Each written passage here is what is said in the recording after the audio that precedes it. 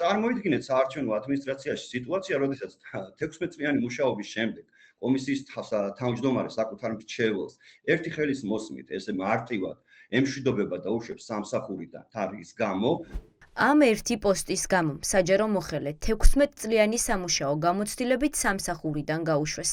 გიორგი კალანდარიშვილმა რეპრესიების მანქანა საკუთარი მრჩევლის წინააღმდეგ გაამოქმედა.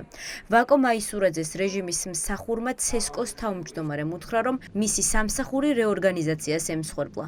თუმცა რეალურად საჯარო მოხელეს ძალადობის საჯარო დაგმობა და ევროპული მომავლის დაცვა არაპატიეს. ხარი დაუჭირე ევროინტეგრაციის კურსს საქართველოს საგარეო პოლიტიკაში და ასევე დაუგმე ის ძალადობა, რომელსაც ადგილი ჰქონდა აქციის მონაწილე მშვიდობიანი დემონსტრატების მისამართით.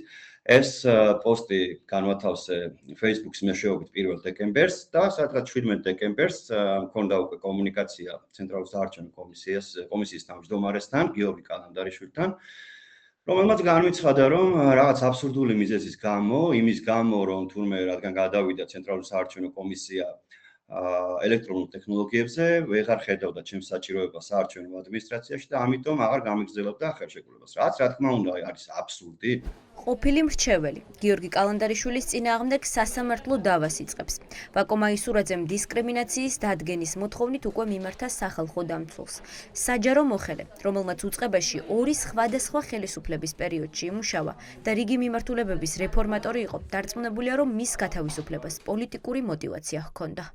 წარმოუდგენელია ეს ყოფილიყო განპირობებული რაიმე ჩემი პროფესიული ასე ვთქვათ კვალიფიკაციური საკითხებით ან რაიმე პრობლემის არსებობის პირობებით ყოფილიყო განპირობებული ჩემი სამსახურიდან გამოშვება და იმის თქმა რომ აღარ ვარ საჭირო თუ სხვა რაიმე პოლიტიკური ნიშანი არ იყო, როგორ შეიძლება დაემთხეს ასე 2008 წლიდან მოყოლებული ვმუშაობ ცენტრალურ საარჩევნო კომისიაში, მათ შორის სხვადასხვა სტრუქტურულ ერთეულში, ვმუშაობდი იურიდიულ დეპარტამენტში, გახდით ისეთი საპასუხისმგებლო სტრუქტურული ერთეულის ხელმძღვანელი, როგორც გახდათ კომისიის მდივნის აპარატი, ასევე ხელმძღვანელობდი უნიშნელოვანეს დეპარტამენტში და აუდიტი. ჩემს ხელში შეიქმნა, ანუ სრულად მომანდეს არათუ მხოლოდ ამ დეპარტამენტების და სტრუქტურული ერთეულების მართვა, არამედ მათი ჩამოყალიბების პროცესის. რეჟიმის მხილებას განაგრძობენ საჯარო მოხელეები, ვისი სამსახურიც პოლიტიკურ წმენდას ემსხვერპლა. აქციებში მონაწილეობის გამო სამსახურიდან გაუშვეს შინაგან საქმეთა სამინისტროს საზოგადოებრივი უსაფრთხოების მართვის ცენტრ 112-ის თანამშრომელიც.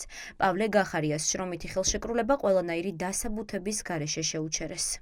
2024 წლის 30 დეკემბერს დაახლოებით 19 საათზე დამიბარეს ადმინისტრაციაში, რის შედეგადაც სიტყვიერად განმემარტა, რომ განთავისუფლებული ვარ სამსახურიდან ეგრეთ წოდებული ხელშეკრულების ვადის ამოწურვის მიზეზით.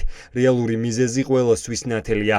რეჟიმი დევნის ყველა იმ ადამიანს, ვინც აფიქსირებს განსხვავებულ აზრს, ჩემი პოზიცია რჩება უცვლელი წინ ევროპისკენ.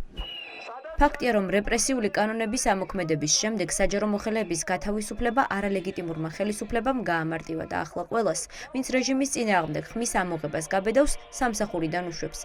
პოლიტიკური წმენდის მსხვერპლებს არასამთავრობო ორგანიზაციები იურიდიულ დახმარებას უწევენ. არსებობს ფონდიც, რომელიც შემოსავლის გარეშე დარჩენილ ხალხს ეხმარება.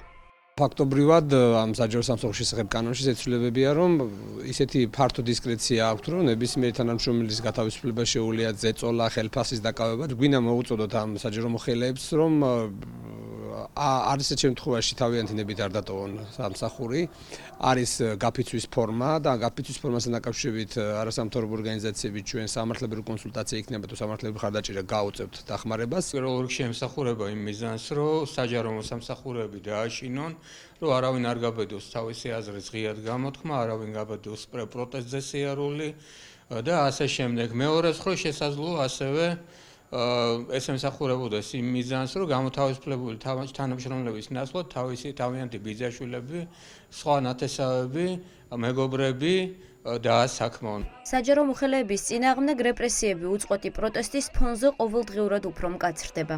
არაღიარებული ხელისუფლება ხალხს უკვე არა მხოლოდ აქციებზე დგომას უკრძალავს, არამედ სოციალურ ქსელებსაც უკონტროლებს.